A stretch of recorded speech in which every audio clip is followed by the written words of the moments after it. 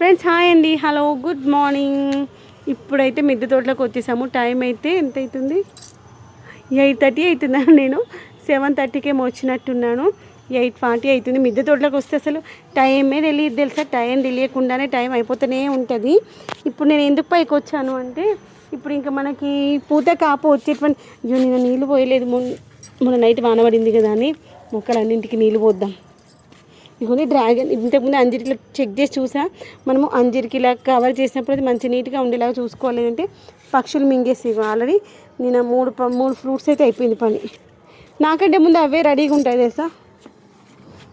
ఎక్కడున్నాయని వెతుక్కుంటూ ఉంటాయి. ఇంకొన్ని కొమ్మ కత్తిరింపు చేద్దామని అయితే పైకి వచ్చా. ఒక 2 మొక్కలకు అయిపోయింది. ఇంకో 4 మొక్కలు చేయాలి. ఇది వద్దులేండి, ఇక్కడ చేస్తేనే ఇలా సైడ్కి వెళ్ళి ఇంకా 3 వచ్చాయన్నమాట బ్రాంచెస్. ఇలా కొమ్మ కత్తిరింపు చేయడం వల్ల ఏంటంటే ఇక్కడ కట్ చేసామనుకుని ఇలా సైడ్కి వెళ్ళి వచ్చేస్తాయి. ప్రతిదీ కూడా అంతే చూడండి. ఇప్పుడు ఇక్కడ చేసామనుకుని ఇలా సైడ్కి వెళ్ళి వచ్చేస్తూ ఉంటాయి.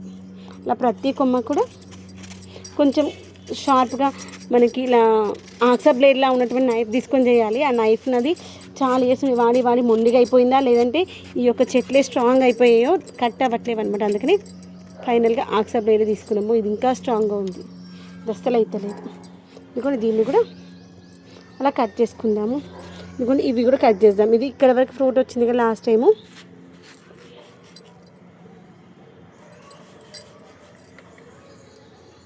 ఇది ఆల్రెడీ అక్కడ పక్కకి వెళ్ళి ఇంకొకటి వచ్చేసిందండి. నేను ఇక్కడ కొమ్మ కత్తిరింపు చేసుకున్నాను కదా, అలా సైడ్కి వెళ్ళి ఇంకొక కొమ్మ వచ్చేసింది. అంత పెద్ద పైకి వెళ్ళిపోయింది.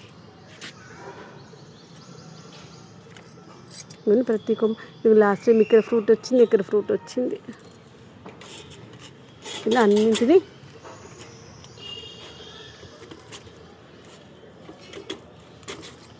కట్ చేసుకున్నాం. చేతితో పట్టుకొని కట్ చేస్తే కట్ అవుతుంది. ఇదిగో అలా కట్ చేసుకున్నటువంటి కొమ్మలే అనమాట ఇవన్నీ. ఓకేనా, చేతితో పట్టుకొని కట్ చేస్తే మంచిగా కట్ అవుతాయి. ఇలా ఎడ్ చేసి ఒక 1 ఇంచ్ వరకు కట్ చేసుకోవాలి. 1 ఇంచ్ 2 ఇంచెస్ ఇది కట్ చేసాం. ఈ కట్ చేసిన దాంట్లో వేసేద్దాము. తర్వాత ఈ యొక్క ఎడ్జ్లలో కూడా స్టార్టింగ్లో చిన్న కొమ్మలు ఏమైనా ఉంటే తీసేసేయండి.